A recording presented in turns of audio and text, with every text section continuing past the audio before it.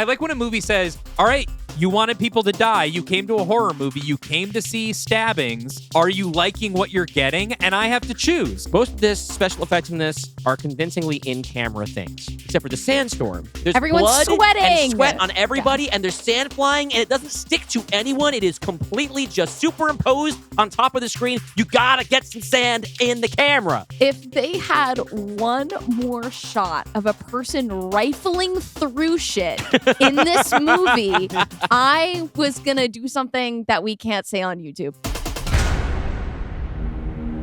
In 2017, Universal Studios announced the birth of a new shared universe of monster movies, bringing their classic horror icons into the contemporary franchise film landscape.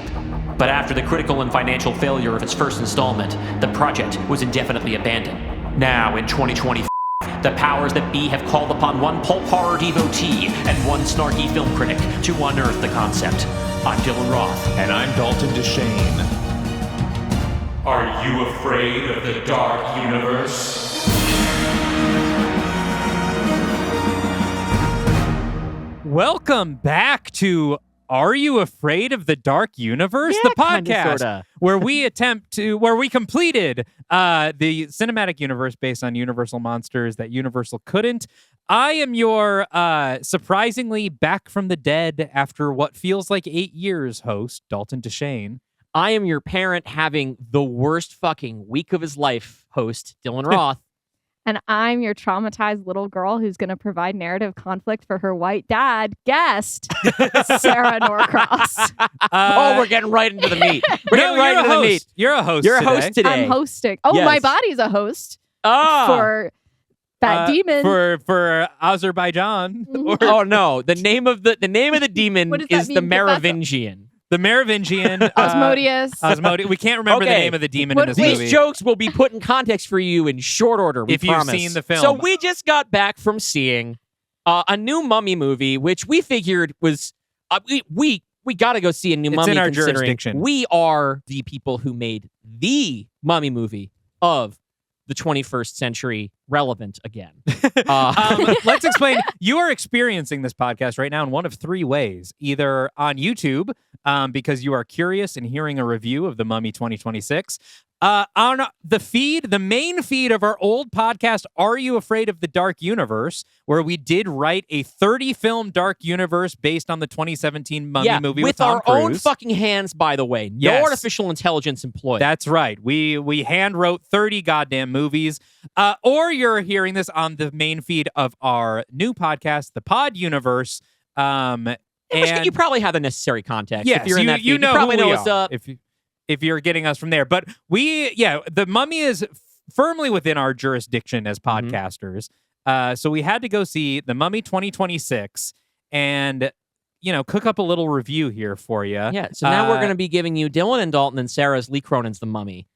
We're going to we're going to give you our hot take on this absolutely merciless film that we just watched. One of the meanest motion pictures I've ever seen. Really? I think it's really, really fucking mean. It's lean and mean. All right, in terms of maybe like not lean. Hollywood movies, I'm not trying to compare it to like Salo or a Serbian film. Sure. I just mean like it is a New Line picture. It is a mass market film that I found to be, as a parent, very fucking hard to watch. Interesting. But also great fun a lot of the time.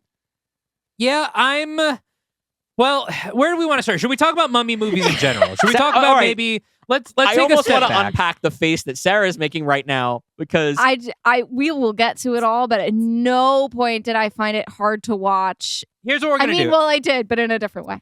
Let's talk first it's great. about We'll get back to it. what we know about Mummy movies and what sort of expectations that leads us to go into a new Mummy movie with. And these are fair things to judge a movie by, considering they could have called this movie anything, and they called it The Mummy. Yes. Knowing how loaded that is in our culture. Well, they called it Lee Cronin's The Mummy. Okay. Household name Lee Cronin. I like that their official social media was repeatedly posting, Brendan Fraser is not in Lee Cronin's The Mummy. Has there been another Lee Cronin's yet? I know he's directed Evil Dead stuff, but like there No, I hasn't think been this any is- Lee This is Cronin's. his first above the title movie. This is him Interesting. coming out as an auteur. This is his coming out film. But let's talk about the let's talk about mummy films and what that made us go into this with. Let's talk about if any of us have experience with Lee Cronin. Has anyone else seen Evil Dead Rise? I have. Me too. I Found did it to not. be Good not. basically this So movie. We can talk a little bit about Evil Dead Rise. We'll give a very brief. I don't think we need to go into all the nitty gritty of the plot details, especially because people still want to see it. And then we can go around the horn and talk about our reactions to it, because I think we might have some very different thoughts. That's good. In this room right Great. now. That's great radio. That's great YouTube. Thanks everybody for watching. So The Mummy has always been a tough nut to crack, I True. think, in Hollywood. He's obviously up there with the Universal monsters. When we think of the Universal monsters, classic movie monsters, Frankenstein, Dracula, The Mummy is right there. And particularly, we have this image of Boris Karloff in the mummy makeup, the incredible mummy makeup he wore in that movie. In that one shot of that one movie. That's the thing, is a lot of people don't realize, because they haven't seen the movie. It's just that one really good shot with the light over his eyes, and that's basically it. He's Later, only- he's just a guy. He's only in that makeup for the opening scene of the movie. just your classic white dude in brown face for the rest of the film. Well, The Mummy is a hard one. Like, it's so in the cultural consciousness that people are always wanting to bring it back. It occupies this weird space between horror and romance, because Right. that original one is a sort of separated by centuries or millennia in that case, kind of romance movie, an idea that was brought back for the Brendan Fraser movies, which also introduced this sort of pulp adventure serial kind of Right, this kind of vibe. Indiana Jonesy. Yes. Yeah. Mixed with these horror elements. And then we, of course, have the Tom Cruise version of 2017 that tried to Also kind has of... that romance thing It does. going on. It's got the centuries or the millennia romance a little bit. It's got a little bit of the adventure, but tried to lean a little more horror and just didn't with kind of all nail of the any fun, of it. just kind of sucked out of it with a Yes. big old Much syringe. like that mummy lady sucks life out of her victims. Aminette? I'm sorry. That if mummy I had lady? thought That for lady- a second that longer, lady I would have mummy. gotten there. In this house, we Yeah. called her Queen Aminette. Queen Aminette. If I may also, I think there's this history of mummy movie that's been a tough nut to crack, but for better or for worse, mummies have remained a scary thing for particularly children, and then that kind of fear that lasts into adulthood. Tell your story about the scrambled eggs. Thank you. Tell your story about the scrambled eggs. So, my big brother has always been into Egyptology, since he was a little kid, and that interest has carried on into his adulthood in a number of ways, and also has had when you are so interested in something, but it also terrifies you, kind of obsession with mummies, and every type of mummy, from Egypt to South America to Scandinavian bog bodies, all mummies. He just needed to have as much information about them as possible. And so he checked out a book from the library that had just pictures upon pictures of mummies. And one of them happened to kind of look like scrambled eggs. And my dad used to make scrambled eggs every Sunday for brunch, and he put down the usual plate of scrambled eggs, and my older brother just had a total big baby freak out, could not handle it, was screaming and crying as my dad was it is the same scrambled eggs you eat every week, please eat your fucking scrambled eggs. And he's like, that's a mummy. So mummies are scary. Mummies are scary. Yeah, but Mummies are scary. there is also this element that I think makes the mummy increasingly harder to adapt, which is that I think a big part of why, I think it's 1933 The Mummy came out. Sounds right. A big part of why that was such a big hit and was so scary is there was it was foreign culture, a fear of Full-on Right. Orientalism. It is. yeah. We talked about this a little bit on the podcast, that you have either just heard about or have listened to plenty. You can For wrap all the years. way back around to the first episode of this podcast, also about the mummy.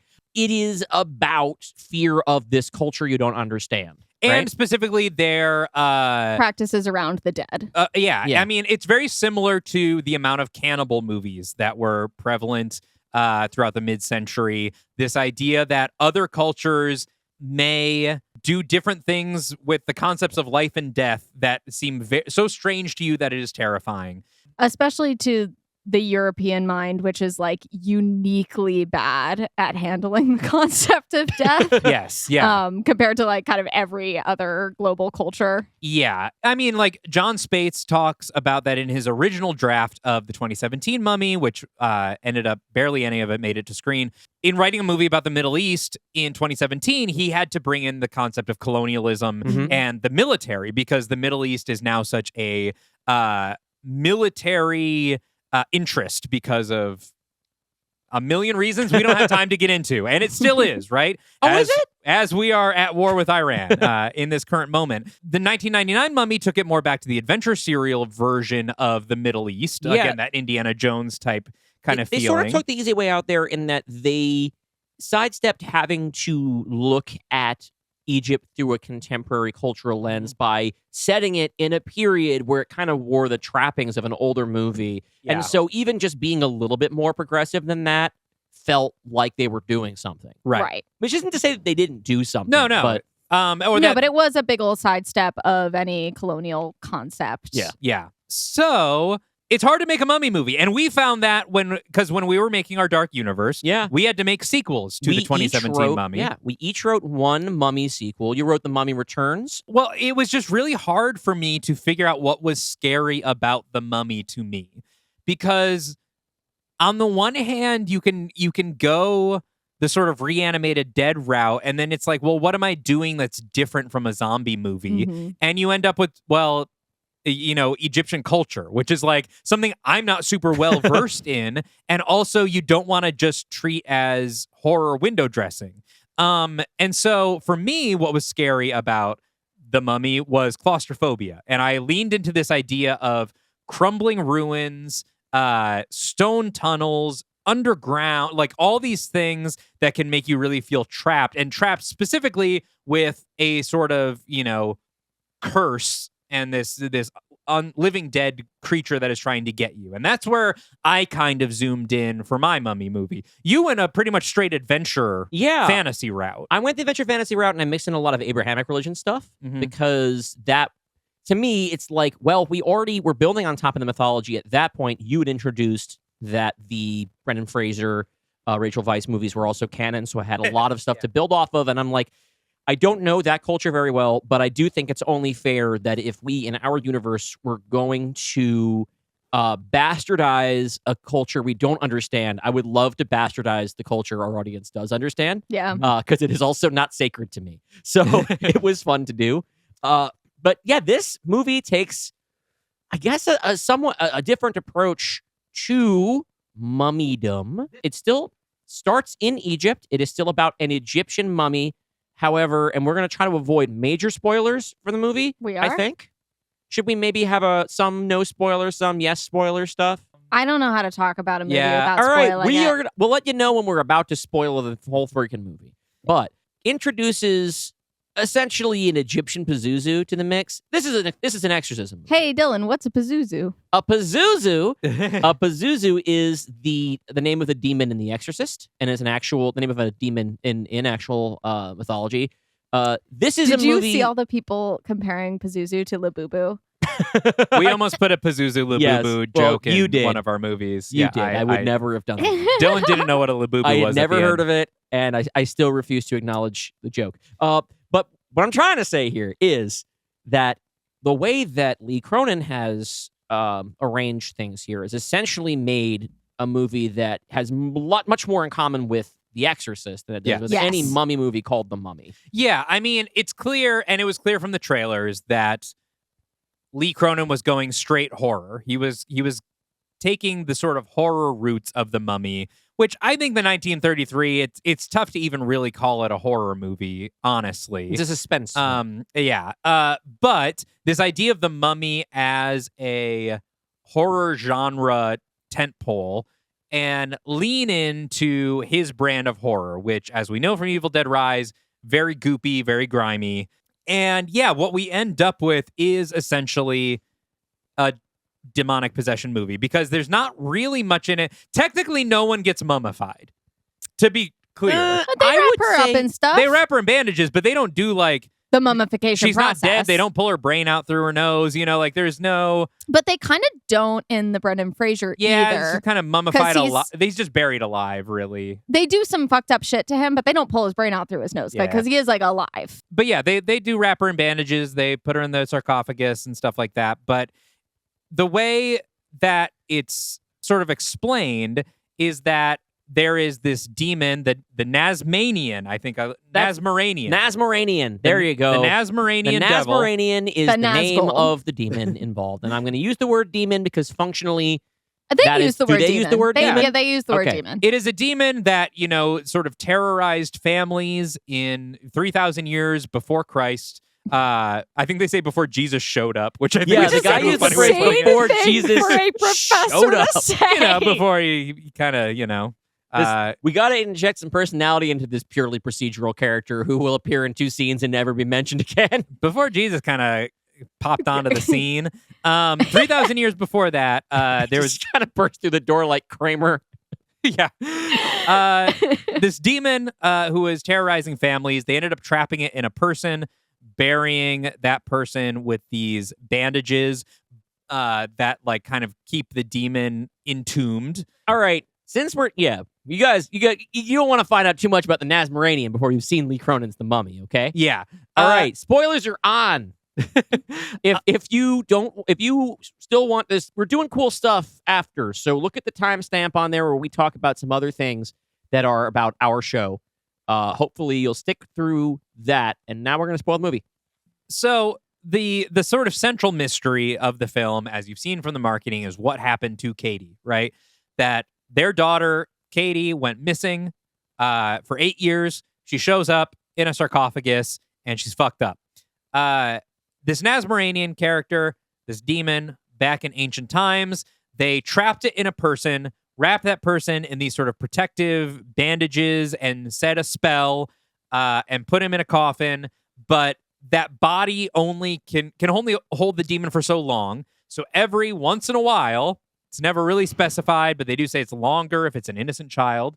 They have to basically transfer the demon into a new body and then re-mummify this new body. And it seems there is one family whose job this is to do. Mm-hmm. There is a family who's And they might be down through the evil about years. it, or they might be benevolent about it. I I mean, definitely evil to kidnap, but is Yeah. there, how necessary to society is their role? We don't know. so Well, we see what happens if the demon gets out, and it sucks. it Yes, does correct. suck. Yeah. So It does seem like it's one of those things where, like, yes, you could get volunteers or maybe just members of your own family that has Yeah. agreed to do this, but apparently that's a lot of work if you keep having to do it. And if you kidnap an innocent child, it buys you Lots more and lots of time. So it's the kind of thing where, like, It's yeah, like you could do this if you were willing to do a little bit more work. You wouldn't have to sacrifice an innocent child, but then there would low-key, be I get no it. movie. But low key, I get it. Yeah. But now that Katie has been found and taken out of her sarcophagus, the demon is sort of starting to leak out and eventually starts taking over the other members of the family and, becomes essentially an Evil Dead movie, right? Where it's a possession movie, but the possession is contagious, which is kind of how Evil Dead movies work. Yeah, Right. This is very, very near. Like, it's more or less the same movie as Evil Dead Rise. Like, it's a really similar movie. The thing that they have in common is they're both situations where we have this family that the audience is going to feel protective about, and we watch the supernatural kind of tear them apart. The Evil Dead Rise movie, you have the perspective of these children watching their parent go insane and become dangerous. This is the reverse. Yeah. We're in the parent's perspective. First of all, you're starting with an absolute worst case fucking nightmare scenario for any parent. And at every turn, it is the worst thing that could happen. Thing number one, your child goes missing. Already the worst thing that can happen to you. But on top of that, it is your child goes missing in a way where you should have seen it coming and you could have prevented it, but you didn't. That's another thing. That's going to eat at you forever. Horrible 8 years of torment for them. Then, next worst thing, arguably worse than finding confirmation that the kid is dead. Confirmation that your kid is alive and has been suffering horribly the entire time, and that the child you're getting back, who you love and are responsible for with your life, is now a weird, wrangled shell of a person Yeah. who is going to now dedicate their life to ruining yours. I will say horribly this cruel. Immediately, I mean, and this is like actually not a problem that I have with the movie, but it's just such a tricky thing to tread and something I get very emotional about. It is really hard to write this narrative and to talk about how upsetting that is for the parents without becoming ableist about it. Not saying that you were. No. Dylan. I mean to say is like in this situation. All right, the number one thing is it's great that your child is alive, right? Right, And we go through that with the parents, right? But the in this horrible situation, thing is this child was tortured. this child for was this long. tortured for this long, and in this case, the child was locked in a box with a demon in her body for 8 years. Yeah. That's still your kid. You still love that kid. You're responsible for that kid, and having to live with that, especially with the guilt of this happened because of I me. didn't notice the signs that someone was going to capture my child. I would be demonetized on YouTube for talking about what would happen to me in that situation. Yeah. Right. So on the surface, we have the premise of this movie is just cruelty upon cruelty upon cruelty in terms of what the scenario is. Yeah. Then we get to the goops of the situation where we are watching, in some ways, just a cartoonishly goopy and gnarly body horror stuff that didn't bother me in the same way. But the circumstances of it, and like we have these admittedly kind of bland characters dealing with this trauma, and just thinking about the scenario is just so heartbreakingly sad to me. See, for me, the scenario is heartbreakingly sad and recognizable in my own family. Like, I can recognize that the scenario is upsetting and the scenario is sad, but like, number one, you're right. Like, these characters were so bland that I couldn't really care.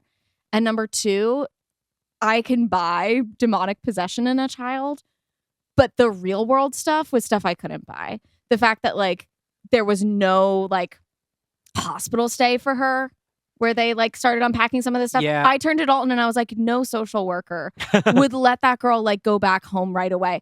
I And think then- that's the biggest sort of suspension of disbelief the movie asked for you, is believing that this girl would be sent home with under them day any one. circumstances. Like day one in the condition that she's in. And then the would thing be sent about home with like the the dad's parents. like, oh, we're not telling anyone at school about this. And we don't know why. Like, Well, I think they want to avoid a media circus. Oh, that did kind of happen I- while you were in the bathroom. oh, okay, I was in the bathroom. Yeah, they did talk about like they're not releasing this to the Egyptian press because until like they have time with her and Egyptian stuff. press is different from principal of your school. I don't know. I struggled to buy that. And so I think it was like that demand of suspension of disbelief made it even harder for me to like care that this was happening to this specific family.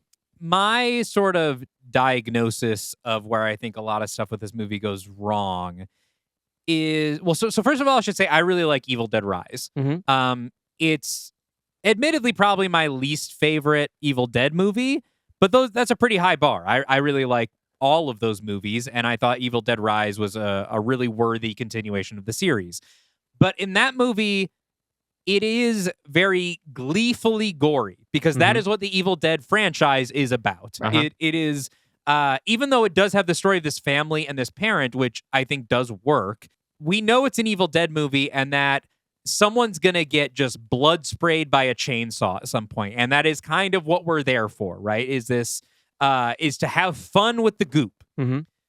This movie, I think, presents itself so seriously Mm-hmm. to the word that kept coming to my mind was overwrought. It clearly wants to be this movie about like what you were talking about, this child being torn away and the parents' reaction to that. But as soon as the goop starts coming out, the dad is basically forgotten until his role in the climax. We don't really see anything more from him.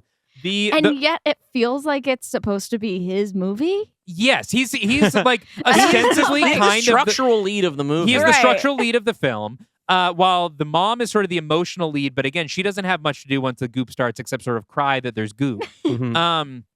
And the goop is coming from her children. I mean, it's everything like from the beginning. It does this way of like trying to scare you by like having normal sounds in the environment cranked up to Yes. like jump scare levels. It has Yeah. the most aggressive sound design of any movie I can remember Yeah. seeing. which is a very kind of pulpy Evil Dead move, but without that layer of like sort of impish fun that comes with an Evil Dead movie, coming with this very serious tale of like a missing child and her parents coping with it, none of it like vibes right. Like in an Evil Dead type movie, if that thing happened where like the kid goes home with them, I think I could buy that because Right. I'm in We're in pulp Evil world. Dead. Because you would be like, oh, here's the thing. I think we were supposed to laugh a bunch of times when there's this weird dissonance. Like, I think we were supposed to, but I didn't think it worked. I think we were Yeah. supposed to laugh at the very notion that like we are in a horror movie. We know that we're in a horror movie, but characters have been given a plausible reason to not think that they're in a horror movie. And so they're responding to all this horror movie stuff with sympathy instead of fear. And there's a degree to which that is funny, right? But I don't really want to laugh. But that wasn't the stuff I was laughing at. Yeah, I do think we were supposed to care about this family. And it was hard to do that when I felt like the movie was trying to sell me too hard on how bad this was. And then would have a girl's toenail rip up to her shin. And it's like, I don't know. Like so Looney Tunes. In a version of this movie, that could even maybe work. But the movie didn't know if it was a pulpy kind of horror movie or if it was like an elevated kind of horror movie, right? Right. And it kind of rode this line unsuccessfully to the point where, as goopy and stuff as this was, I really wasn't scared. No, I was or never on the edge of my seat. I was never scared. I was or- never excited. I was never upset or sad. The biggest emotional reaction I had to any given moment was a little grossed out. Yeah, like grossed out. But even I agree that the film was very mean, but it was like I wasn't even invested in it. Like sometimes a movie is mean. But how can it be mean if you're not invested? That's the thing. And so when it was mean to its characters, in a movie like Evil Dead, that can work because I'm either on the movie's side or I'm against it. I have to kind of pick a side here. Am I with the characters or am I with the crazy shit happening. The crazy shit happening that's being sold to me? And I like that tension. I like when a movie says, all right, you wanted people to die. You came to a horror movie. You came to see stabbings.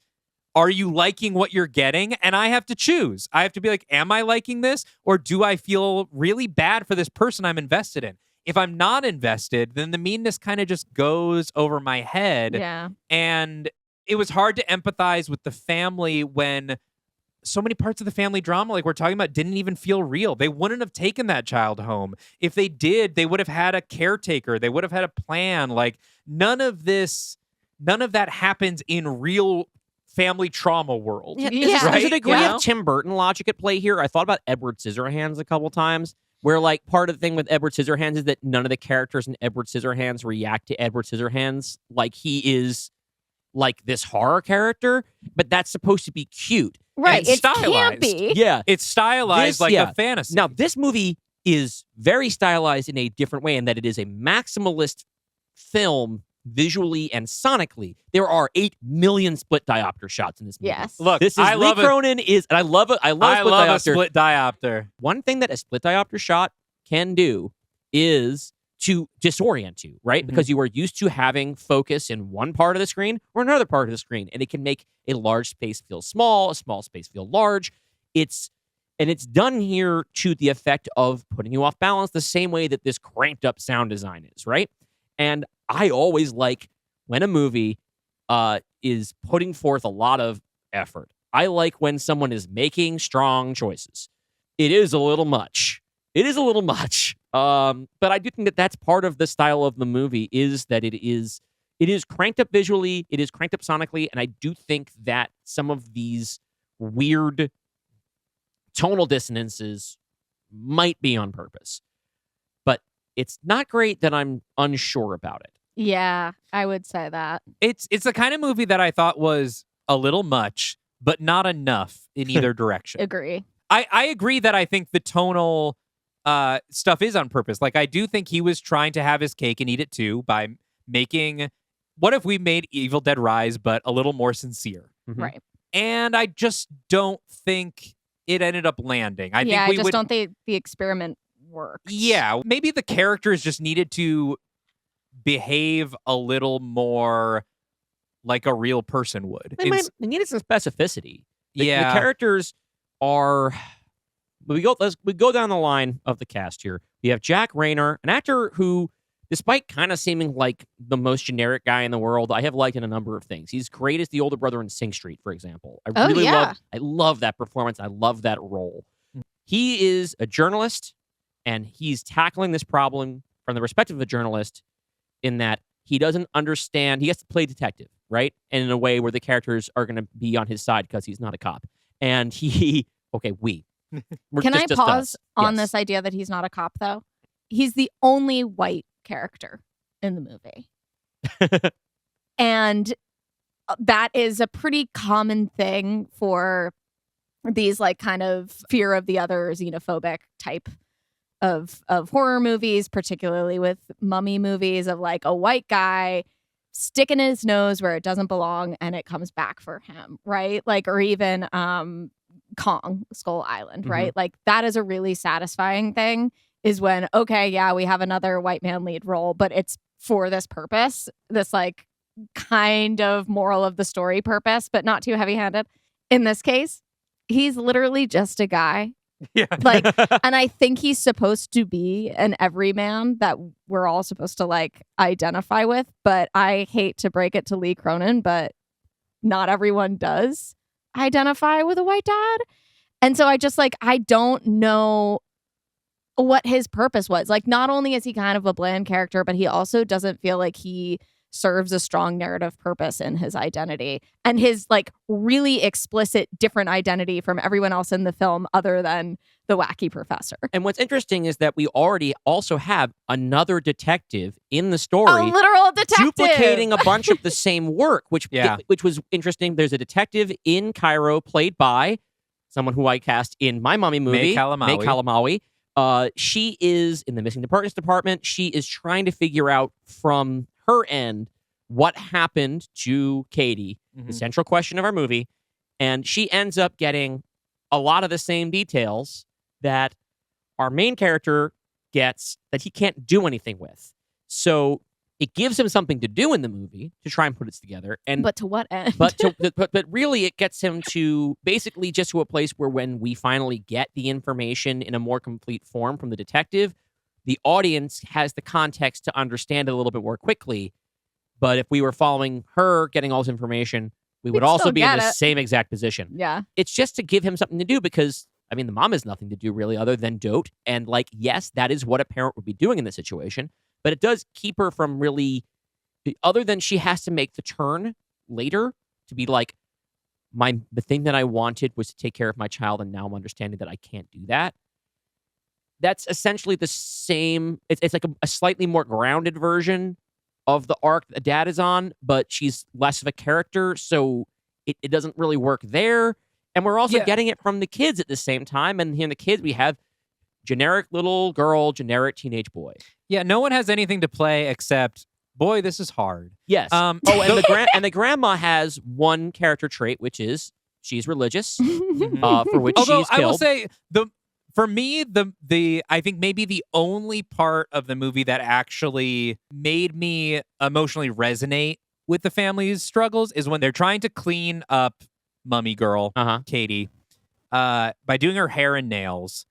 And the grandmother character is like telling a story of like how she ran a salon and one day a Hollywood actress came in and she's like trying to speak to Katie like a here's she is talking story. to Katie. She's talking to Katie and she's talking with something specific from her past that is like the kind of story that a grandma would like want to tell her granddaughter. And then this awful thing that happens, and it made me feel for the grandmother because it's like she was trying to connect and relate to someone who was the one moment I really liked. Yeah, and she never gives up on her. Yeah, either. and she never gives up on her. And so that was the moment because it was an instance of specificity and you could see the specific way in which she was trying to connect, and then to have Katie attack her for it is genuinely painful to watch, you know? And there should have been more of that, you know? And then there's also, I had this problem with Evil Dead Rise as well, but there I blamed it on something else. I blamed it on trying to do Sam Raimi shtick. on top of the movie that was there. Here we don't have that excuse, so I'll just complain about it right in the open. I think that there are some moments where we're just trying to get sort of the Evil Dead-esque shock gags in that aren't really set up. The big one that's very glaring to me is we have the zombie grandma at some point, and she's like trying to spook the dad. Yeah, and I know she what just you're saying. hikes up her skirt and she's like, "Eat me!" I hate that And shit. I'm just like, if we had set up a weird like dynamic between these two characters earlier, where like the grandma thinks either she's attracted to the dad or thinks that she he's thinks attracted that to he is her. to her, Well, that would be something. Instead, it's just like, isn't it fun? Isn't it fun and spooky that this old lady? Not that she's dead; it's that she's an old lady. Yes, is it's suggesting the that you should eat barbarian her out. question. Yeah, Well, it's it's- like this I is- would say it's I not don't even know that. I why think this is here. There's a running thing of the demon having this sort of sexual mischief side. Does it? That yeah, A Where little else? bit. There's the little baby brother want to help me get undressed. baby brother, do you want to Oh. help me get undressed? There's also licking the little girl's toes. Oh, I didn't think licking a I little didn't read girl's that toes as being was sexual. I just thought of that I don't as know. being Licking- gross. It's gross, but I think there is also a weird. I don't know. But We're not all foot people. We all react differently. if It's that all right. was, You can, if that was you the can live only your life. thing, if it was isolated, if that was the only thing, I don't think I would have read Sure, it as sure, It was sexual. the first one, so I kind of didn't think of it. Like in Yeah. hindsight, I can happened- see where it came from, but that was the first glimmer of it. So But I'm there- afraid you're just too much of a foot guy, Dalton. No, there's this whole running thing, I think, of the demon having this personality that doesn't fit in anywhere in the film. And I think it kind of starts with the toe gag, which fits in just because it's gross, right? And there's a lot of gross stuff going on. But then it escalates to, little brother, do you want to see me get undressed? And it's like, well, that was put a little weird. I wonder if that's intentional. And then it escalates to the grandmother, saying like, come over here and eat me. And it's like, Speaking of okay, the grandmother, this all feels out of place. I have a big question. Mhm. Do we ever establish that Osmodeus can Naspargarian or whatever, Nasmaranian, NASCAR races, the Nasmaranian devil. Yeah. can control dead bodies? I don't know. I think It's got demon possession powers. I don't care. I did not care for that because we totally like right off the bat we're like, oh, it can somewhat control the living. Great. And they established that not only in what he's doing, but also in the little tape recording and the like pictures. They're like, oh yeah, he like lives to cause like internal family conflict. And I'm like, okay, so he can like somewhat control what people are doing. It's a little payment. But like nowhere in there, we get a lot of information dumped on there, and nowhere in there are they like, and he can raise the dead. Well, this is Yeah. where you have the cover of It's a Mummy Movie, so any established mummy powers like the sand bit, right? Oh, Yeah. big problem I have with this movie. This is a really stupid little thing, but it drove me insane in the beginning of the movie when they do it, and at the end, even worse when they do it. Most of this special effects in this are convincingly in-camera things, right? Mhm. Except for the sandstorm. Yeah.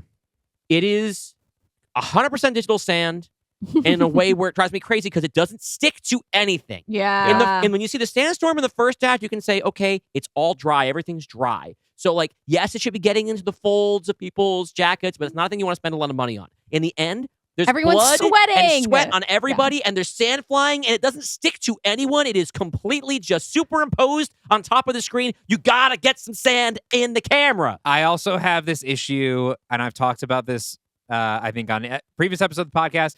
CGI insects aren't scary or gross or anything. Can you because- say the word insects? insects? yeah. Did I say insects? You don't CGI pronounce the CT. insects. You say insects. Yeah, I say insects. You say insects. You say experiment. The These are all little Daltonisms. the insects and the scorpions. The things that are scary about those things on screen is the tangibility of them. Yes. It's like the why can't I think of any words today? There's a visceral, Yeah. quality to it that is completely missing. If it's just if I'm watching a CGI bug crawl up a girl's arm, it might as well be Pixar. Like it's having the same impact on me. It's little Heinrich. Yeah, like if you want a CGI when it goes Heimlich. into her Jiminy Cricket. mouth, great. But if you're having a bug crawl on a girl's arm, make it a bug. Like otherwise it's not Right. creepy. Show us the real bug first. It's and not then- creepy, yeah. yeah. I think the other thing that I think should be commented on just because we talked about the sort of cultural problems of the mummy, just things that make it difficult. And I think the one place that this sort of falls into the trap is the old woman at the beginning that kidnaps her, which I think is a little. Well, I guess she's probably in her like mid-50s, homie. Well, I feel like she was when she's like obscured through the fence, right? Yeah. When She's we first old see lady her. coded. She's the witch from the fairy tale. Sure, That's the thing. She literally is giving, hands a fruit. She is giving witch kidnapping a small child, which there is a history of projecting that onto foreign cultures. Yeah. It's almost like a Romani coded thing, right? It like is the most Jewish classic or- Universal Monsters thing that this movie that is not a Universal Monster movie which is does. an evil Romani woman, you Yeah. know, which she's not Romani, she's Egyptian, but is this thing of like this foreign woman is coming to kidnap your white child, you know? I like this is really, really nitpicky and is not near the top 10 issues that I have with this movie. But just now that we're talking about it, to me, the motif of the witch lady handing a piece of fruit over needs to be taken advantage of. That needs to like mean something thematically to me because it is such an image. Like we need to be talking about Snow White, or we need to be talking about the forbidden fruit in the Garden of Eden. Like I cannot watch someone hand a beautiful piece of fruit, an evil person hand a beautiful piece of fruit to an innocent child without being like, and what does it mean? And it doesn't in the end in this one. There didn't seem to be much symbolism, and the only time it really comes back is because they live on a nectarine farm. Yeah, and there was a nectarine at the scene of the crime. Wait, actually, can we pause at the nectarine? Because if they had one more shot of a person rifling through shit in this movie, I was gonna do something that we can't say on YouTube. Because like we rifle through photos of the bandages to add new photos of the bandages. We rifle through pieces of paper to see pictures of the nectarine. She also rifles through pictures of bandages. She rifles through a box to find a remote control to turn up the we fucking rifle through volume. the cards that were sent. All right, We rifle through the cards. The worst to me is he's like, oh my God, my daughter is speaking Morse code to me. Jot down the Morse code. Jot down the Morse code. And he's like, how am I going to figure out what this Morse code is? Better go to the boxes, rifle through some shit, have some like beautiful moments with this memorabilia. Meanwhile, his iPhone's in his dude, pocket. there's got to be an app where you just tap the code in and it translates it for you. Or you could just look up a little Google image search. There's all right, so this movie is obsessed with analog recording modes, as was Evil Dead Rise. I think it's just a Lee Cronin thing. He's an old head. He likes vinyl. He likes tapes. He likes VHS. It is scarier. The VHS was the scariest thing in the movie. Yeah. Yes. But when we're talking about things that could get me emotionally invested, the scene that actually, you said you weren't scared, you weren't anxious. I think you gave me a look when this happened. We were sitting next to each other, and I kind of curled up a little bit in the scene where the parents are watching the videotape what happens to their little girl. That was, again, playing my dad card. It's just that was nails on a chalkboard good version. That was getting me. That was horrible. I did have the thought during it, wow, I wish this was the whole movie. Like this like horrible VHS like situation. But if you were going to play the dad card for this whole movie, I am playing the sibling of a traumatized child who cannot talk and tries to bite my jugular card. That's true. You do have that in your family. I would I mean, part of me makes me wonder, like, what an all found footage mummy movie might be like. That's what I was thinking in that moment. Because if that this is part a does hit, really the work. door's been kicked wide open. Yeah. Because we've been spending a lot of time focusing on the things that weren't working for us, let's talk about things we liked about the movie. We all liked that VHS sequence. Yeah. We liked the moment with the grandma cutting the hair and the story she's telling.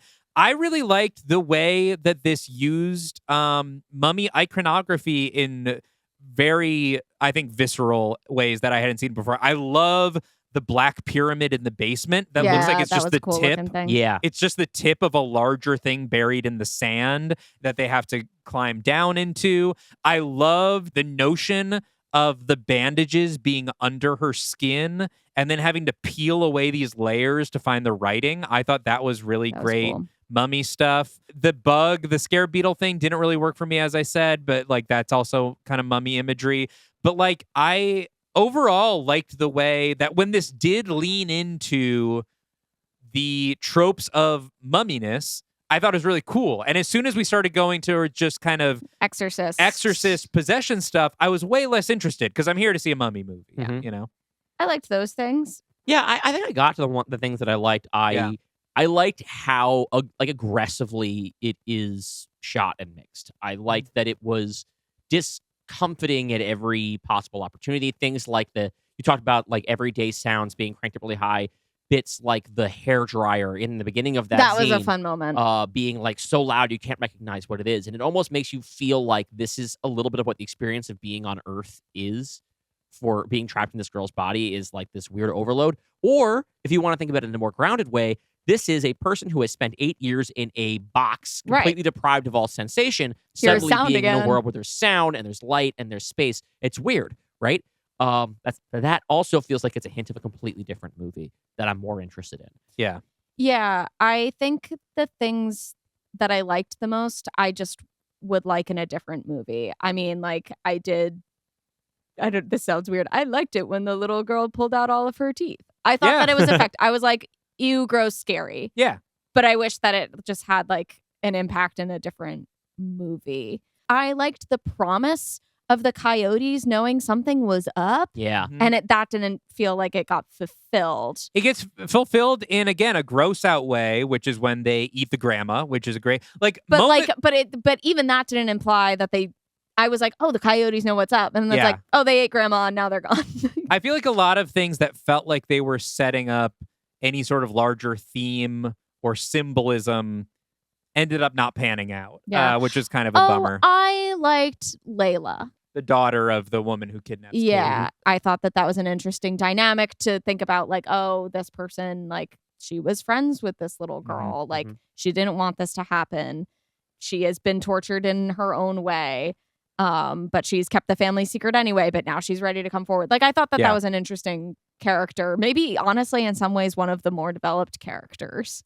Yeah. Even though, like, very little especially screen time. because we see her as a joyful kid in the cold open, right? Yeah. And so it's sad to think back to then. I liked a lot of the gross out stuff, like moment to moment. I loved the toenail ripping all the way up the shin. That's some nasty shit. I liked, the teeth being ripped out. I liked her peeling her own skin off at the end, like really mean, nasty stuff that, again, like I wish the rest of the movie supported that tone more. So when it happened, it really sunk in. Right. Because I feel like now if I want that nasty Lee Cronin shit, I'm going to go back to Evil Dead Rise. Right. Because it just seems like a more successful implementation of it. Can we talk about the last scene? I just want everyone's take on it. Sure. All right. So for the audience of people who are watching this, have not seen the movie and don't plan to, This is real spoiler. this is literally going to tell you how the movie ends. Yeah. So in what seems to be the end of the movie, or at least the resolution of the movie, the dad ends up taking on the demon. Sacrifices himself in order to save his daughter and give her life back. But there's a coda where, with the help of the detective in Cairo, they go and find the old lady who started this whole thing off, and they find her, in a prison hospital or something like that, and they're going to move the demon from the dad to her, sort of giving her comeuppance for having done this in the first place. Right. I wasn't expecting them to do this. I was kind of content with the idea that this person was dead and that we closed the loop, because in a horror movie, you usually want to have this really horrible price paid. Yeah. And it felt almost a little Hollywood to then stick it to the villain at the end of the movie. But they do make it fucking, like, kind of, they put it, the whole scene is in her perspective. It is horrifying. Yeah. And it forces you to think about, like, because the question that I was being left with at the end is, now this family is responsible for this curse. What are they going to do? How are they going to manage it? And I liked the idea of leaving us on tenterhooks there, being like, me too. Oh, this problem is theirs now, and how are they going to do this differently? Are they going to have to do this to some other family? And instead, they get around it by immediately punishing Except backwards. are they around it? Because still someone's going to have to handle this. They're going to become the Dexter of ancient Egyptian curses, where they only do it to killers. Is that the next step? I guess it's the implication, I guess. To me, here's where I'm falling apart with it narratively. Well, first, morally, there's something about the flavor, the Hollywood flavor of it that makes it feel like, oh, she got her comeuppance. Shouldn't you feel happy about that? And I'm like, unfortunately, like that is cruel and unusual punishment. Oh, sure. But moving on from like the moral standpoint, I'm also just like, I feel like it narratively undermines the fact that the dad sacrificed himself. That's how I feel about where it. I'm like, okay. That's my issue. Is it immediately undoes its own ending? Yeah. Because they no longer have to live with the consequences of that. And it's not. They didn't leave that hanging either, because the easy read from the old woman getting shot in there is that she's dead. I'm not waiting to see what's going to happen to her. No. It's kind of a twist that she's alive. And so instead of giving this a really solid horror movie ending, which is he's trapped in this box, Dad's a zombie now. We're able to like communicate via Morse code. I do like the Morse code bit. Sure. I'm confused by the Morse code bit, but it's okay. But then, instead of leaving them with this sort of horror movie dilemma, being like, fuck, like we have like a little shadow over their like bittersweet ending, we have something a little bit more concrete, which I think in horror is bad. I think I would rather you leave me in a place where I'm scared for our protagonists rather than like, I guess what they're going to do is they're just going to keep moving it from bad person to bad person. Yeah. It also like jumps me back to one of my questions at the beginning, which isn't even something I was thinking about before we started talking, which like, yes, this lady is not good. She kidnapped a child and put a demon in her. Granted. Pretty bad. But also it seems like her family had a pretty shit deal going on and an important role to society. They have to be the ones putting the demons in the bodies. And now who's doing it? Uh-huh. Now is now like the government of Cairo choosing their worst. Prodigium's going to do it now. Yeah, Prodigium's going to handle it. My issue with that last scene is just that it really overstays its welcome, in my opinion. Like, oh my God, that too. I think, especially at the end of the movie, like as soon as we see who's in that hospital, prison room, whatever, we know what's going to happen. Yeah. So I think you can have the reveal, oh, the woman's still alive. Open the door. We see that the nurse is actually the mom. Cut to black. Yeah, we've gotten what we need. We know what the plan is. I don't need to see the dad in that goofy ass makeup. It also, the makeup looks bad on the dad. It does not look as scary as it did on the girl. He looks like a Frankenstein. Also leaves you with a little bit of ambiguity, which is, are they going to give it back to her? Is she just here to kill her? Like, leave it with instead of showing us literally everything. But yeah, if it just was like a little stinger instead of a whole scene leading up to the actual possession being returned to her. Movie's already 2 hours and 14 minutes. I said I was going to let it go, but I'm not. The Morse code. Number one, how much of the original person is left in the body and why is Morse code the thing they can talk through? I can let that question go. Further question. The dad... 48 hours earlier could not remember enough Morse code to translate his daughter's thing. That is a good point. That's it. I hate the movie now. Now he's a demon in the sarcophagus and he's like, da-da-da-da-da. He's had nothing to do but to dig through his mind palace to find the rest of that Morse code. They buried him with a little sheet of paper like taped up inside the coffin and he's like, okay. That would be nice. That would be nice for them. It's painted in glow-in-the-dark paint on the inside of the coffin. It's just the complete key to Morse code.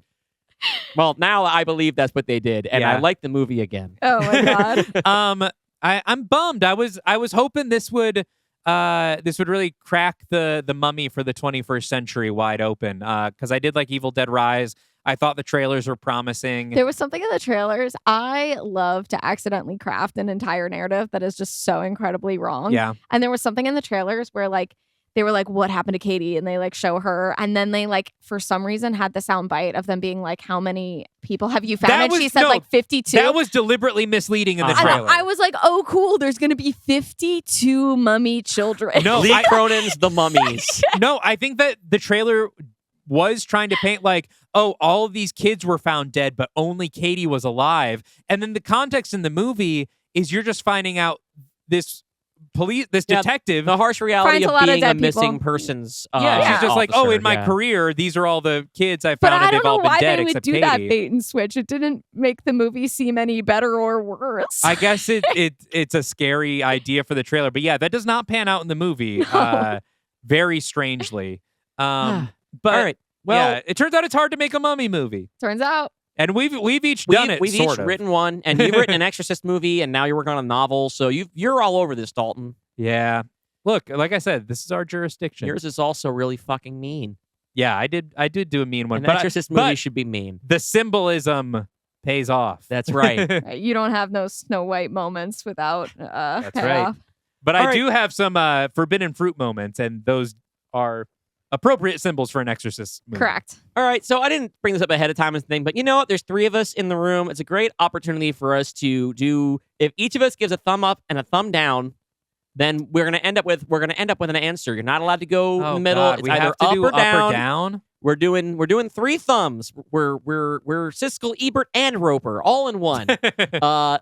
Yeah. But each of us only has. Only each Okay. one thumb. what are you Dalton, what are you doing? What do you mean? In How's itching Siskel my and Ebert, nose? they each No, have one are thumb. you're wondering about how thumbs ups work? All Well, we're right. not each doing 2. We're only We're each each No, doing no, we've one got- thumb. There can Yep. be no ties. We Great. can't put it in the middle. Are we closing our eyes? On the count of 3, we're each going to put our thumb up or down. Okay. All right, 1, 2, 3. All right, I am the only thumb up here. It's only because I had to pick one or the other. I'm sorry. I would- really wanted to like this one. It's too. got. Listen, I'm a sucker for a split diopter that feels motivated. I hate it when it's not motivated. I have ripped movies for doing it just for the fuck of it. But I love a split diopter. Instead of Lee Cronin's the Mummy, he should rebrand as Dr. Diopterpuss. And it can be That's what I'll be calling him from now on. Thank you, Dalton. Dr. Diopterpuss's the That Mummy. feels dirty. Dotto Doctavius. Dotto Doctavius. All right, so coming right up, we are going to have a little treat for you longtime listeners and viewers of the show. For those of you who are new to us, I want to sell you real quick on what we're about to do.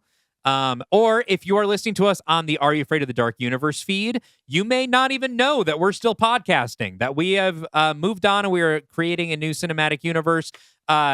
Since last year, we have been writing a new, Marvel Cinematic Universe style epic across multiple Yes, films. but now with entirely original characters and using Yep. science fiction rather than horror and fantasy. Yeah, so if you like science fiction, if you like cinematic universes, we are about to unveil our first Avengers-style crossover film. It's a major tentpole in the universe. We're going to have a full voice cast that is coming up very soon on the Pod Universe feed.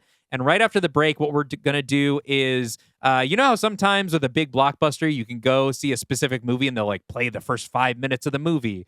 We're going to do that. We're going to unveil the cold open of War of the Worlds, our take on War of the Worlds for the Pod Universe. So stick around, please, and see if that's something that you want to start listening to us for.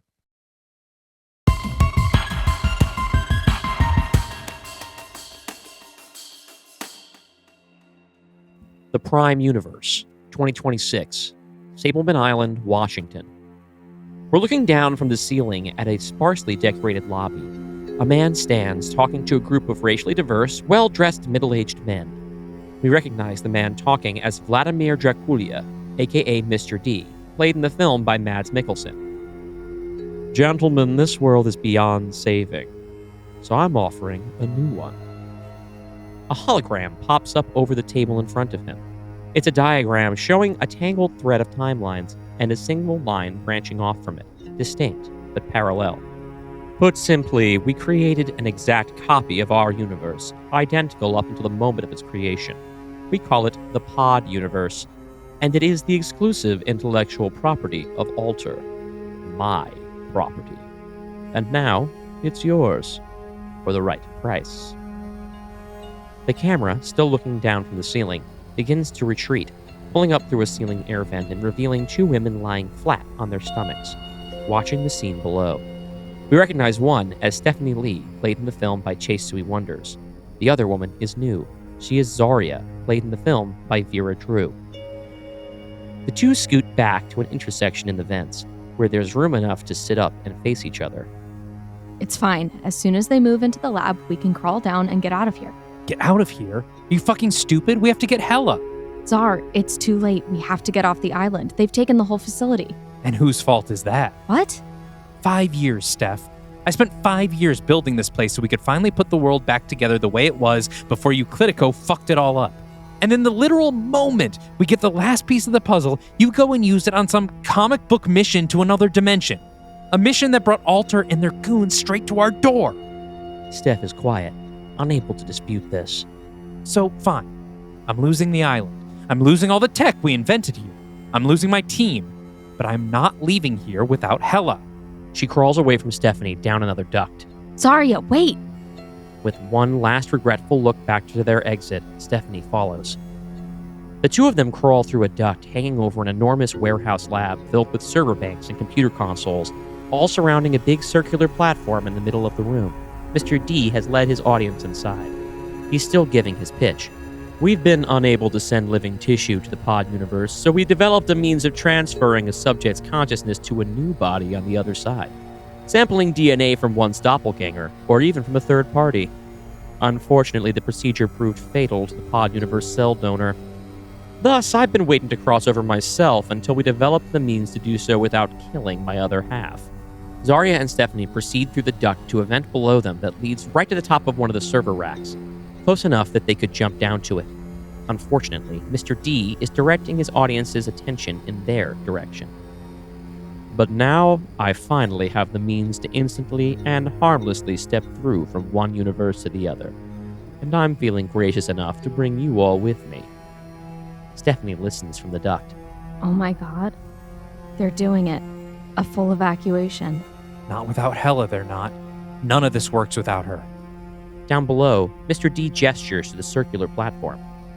Gentlemen, shall I show you the door? Just then, a man in a lab coat sprints across the lab, fleeing a pair of alter goons with weapons. Jackson, no! He runs past Mr. D and his audience before one of the goons stops, raises his rifle, and shoots him in the back. Everyone's attention is now drawn away from the duct where Steph and Zarya are.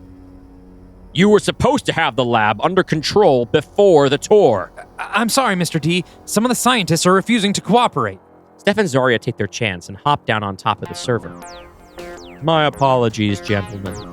We very recently acquired this lab from an ex-employee of mine. We all know how rocky these mergers can be. Rest assured, we are taking care of the dissidents both here and in the pod universe. Stephanie hops down to the floor quiet. She reaches up to help Zarya down, but Zarya refuses her hand. She jumps down herself and lands sloppily, crashing to the floor with a smack. All heads turn to them. Shit. Get them! Alive! Steph pulls Zarya to her feet and they sprint out of the room, 4 alter goons at their tail. The goons reload in motion, replacing their ammo with less than lethal rounds. They open fire as Steph and Zarya zigzag through the hallways. There! Steph points to a room at the end of the hall labeled Security. They slam into the door, and Zarya puts a code into the keypad. The door slides open. Inside is another computer terminal. Hela, it's me. Lock the door and scramble the code, now. The door slams shut just as the goons reach it. They try unlocking it with a keypad, to no avail. As soon as they get a quantum handheld, we're cooked. It's enough time. Zarya is at the terminal, plugging in a flash drive to the USB-C port. A window is open labeled Hellnet, version 5.1. A voice speaks from the computer. Zarya? What's going on? Who are all these strange men? No time to explain. I need you to gather all your component files and move them to this drive, okay? I need you fully off the system. What about my backups? Delete them. We don't have time. Zarya, I'm scared. It's okay, Hela. It's all gonna be okay. Stephanie points over Zarya's shoulder at something on the screen. Wait, look. What? Alter's already hooked their system up to it. We can access their files. Steph, we don't have time. Hela's still moving. Let me look. Zarya sighs and gives Stephanie the console. She scrolls through the files. We don't see the screen, just their faces. The screen's reflection flickering in Stephanie's eyes. She stops on a single file, some sort of diagram, and both her and Zarya's mouths drop open. Jesus. We have to warn them. No, we don't have time. Zarya, that's 7 billion lives. A whole Earth. Just like us. We can't just do nothing.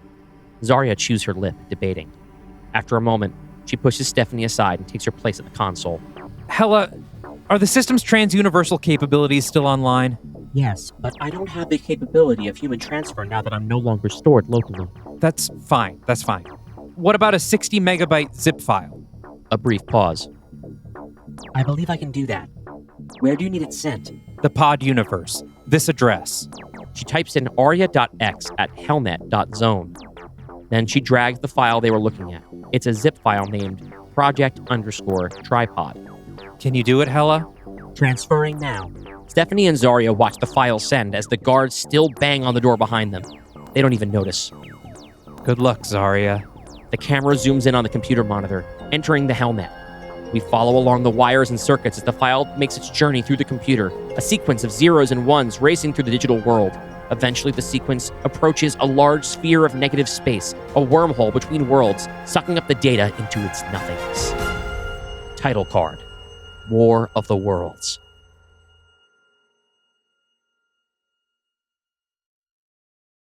So there you have it. Proof that we have written some of War of the Worlds. That's right. We've written way more than that. Yes, Pod Universe fans know it's been a little bit of a wait. We had to throw out our original draft, but we are cooking now. We have finished part 1. Yeah, we had a really productive conversation on the subway back from the movie theater. That's as well. right. We know where we're going. The problem is we are running into Sarah and I's wedding and Dylan moving. All at the same time. Yeah, All at the same time. Our wedding is a huge problem.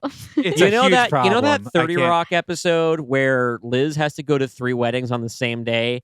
And she's it- like in the party of all of Yes. them. Yeah. That's what we're doing right now. We have one literal wedding. Yeah. One big, really big move, and this script. It's the season finale of 3 different shows. It's the ultimate crossover, folks. I want to reassure everyone listening that writing War of the Worlds is equally as important to me as getting married to the love of my life. No, so normally in 2 weeks, we would have a new episode. But we are actually 2 weeks from when you're hearing this is my wedding. So we are not going to have a new episode. Please but be patient. We are recording some guest eps. we're recording some between guest now and eps. then. We're still writing. We're going to try to record War of the Worlds itself between the wedding and the honeymoon. So Yep. then Dylan can edit it while I'm on the honeymoon. Uh-huh. And we can get it out to you as soon as I'm back. We will not compromise the quality of our work. We are moving our goalposts in order to make sure you get the very best that we have to offer. Yeah, we want to make sure War of the Worlds hits. We want to make sure that it is a great that all your listening has not gone to waste. Yeah, and if you are new to the Pod Universe, whether you're somebody who just stumbled over us now, or if you're a Dark Universe fan, that gives you time, if you'd like, to catch up on the 5 preceding stories in our saga. Yeah. So go ahead and catch up. Re-listen if you've already listened. We've got some very fun guest episodes coming up that we are taping ASAP. Go see The Mummy 2026. Well, we took a vote and we decided you don't have to see it. You don't have to, but you can. I gave it a thumbs up. Dalton and Sarah each gave it a thumbs Actually, down. What if everybody says a different movie they should go see? I think you should go see The Drama. The Drama was pretty good. I think I'll give that a thumbs up. I don't think it's it's not a great film, but if you want to see Robert Pattinson play an oaf, he's great at it. I think you should go see Faces of Death. That was because, mine. Yeah. I don't think it's a perfect movie, but I think it is definitely very interesting in what it's trying to do. And also, here, you want to get us, well, not really Sarah, but you want to get me a wedding present? Here's what you can do. While we wait for the War of the Worlds to come out, make your friends listen to the Pod Universe. Yes. We need... a gift for Sarah. to you as a gift to me. Yeah, Okay. and also Sarah is a cast member on the show. That's true. And is in half of the episodes. But yes, please, we rely on word of mouth. Tell your friends about the Pod Universe. Sit them down and make them listen to Stonehammer or something. Yeah, we would really appreciate it, especially and- Stonehammer. Yeah, get people invested. Get more invested in my stories than Dalton's. That would be your big moving gift to me. Yes, but it also means that you don't care about Sarah and I's love. So that's kind of rude to us. Yeah, but I'm moving into a new house with my child, and so if you really care about and love and care playing about the my child 3-year-old, card. Sarah and I are wanted to never have going to have a and child. wanted to have a great our life. child isn't right here. Yeah, in we got this room. Holly on my lap, passed out. Oh wow, is she asleep? Yeah. Oh, Oh, nope, there not she is. anymore. wonderful She's moving cat. limp. Yeah, so we will be back. I'll be back as a wife. Sarah will be back as a wife. And until next time, Stay afraid of the dark universe.